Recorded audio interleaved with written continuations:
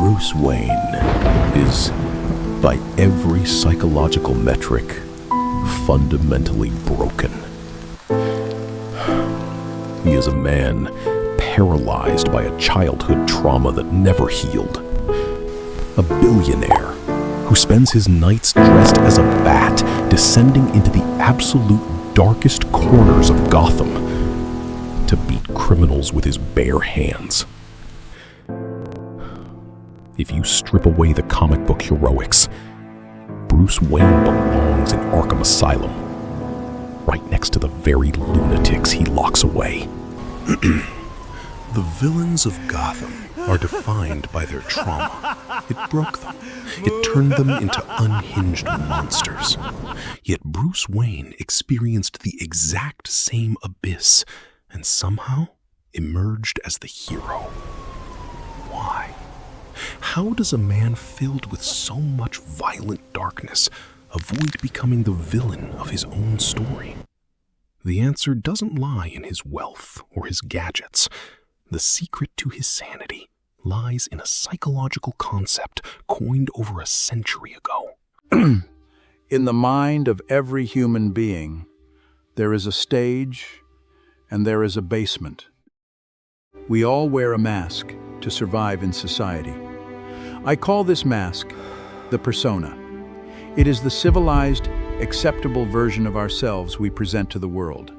For our wealthy hero in Gotham, this is the eccentric, carefree playboy, the man who smiles flawlessly for the cameras and hides his pain behind champagne glasses. But beneath this polite mask lies the basement, a dark, repressed vault where we bury everything we are ashamed of. Our primal instincts, our selfishness, our unspeakable fears, and our most violent anger. I call this dark side, the shadow. Most people spend their entire lives running from it. They suppress their fury to remain polite. But I must warn you, until you make the unconscious conscious, it will direct your life, and you will call it fate. When you repress your shadow, it doesn't just disappear. It festers. It grows hungry. It waits for a single moment of weakness to take the wheel.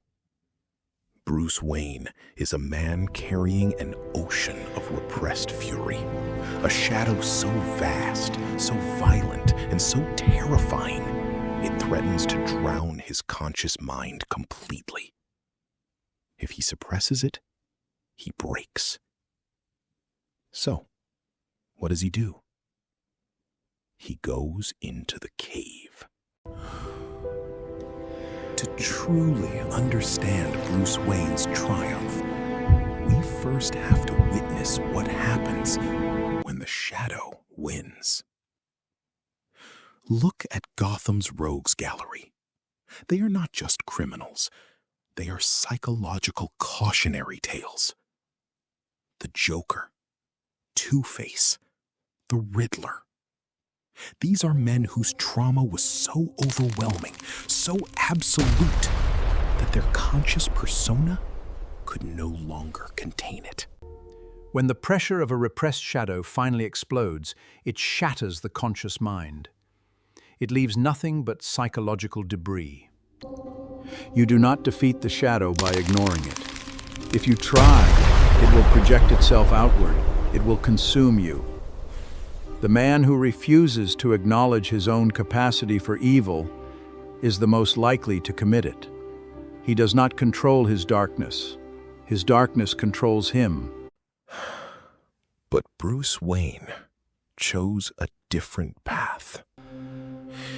He realized that to fight the monsters of Gotham, he couldn't remain a harmless, fragile billionaire. He needed his rage. He needed his capacity for violence. He needed his monster. Instead of burying his shadow, Bruce Wayne weaponized it. In my practice, this is the ultimate goal of human development.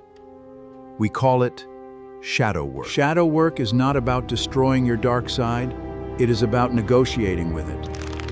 It is the delicate art of integrating your most dangerous impulses into your conscious self, so they may serve a higher purpose.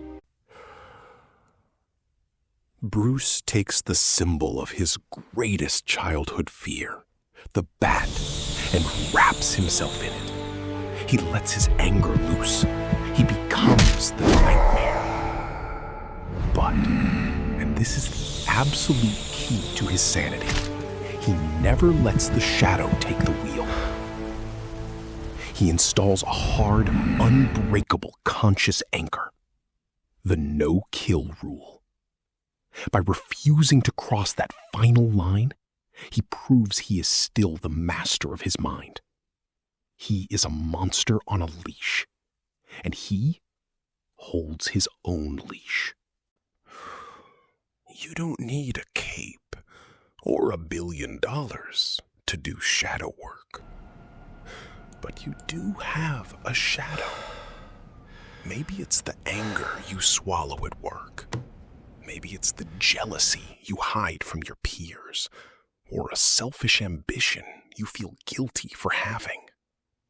If you bury those traits, they will leak out as anxiety, a sudden destructive explosion. But if you integrate them, repressed anger becomes the ability to set firm boundaries.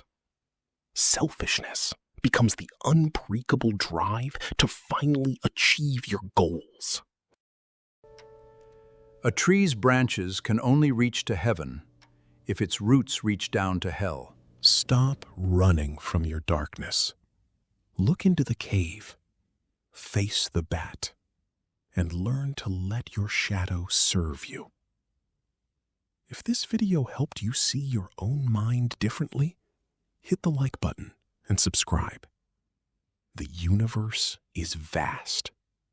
Keep exploring it.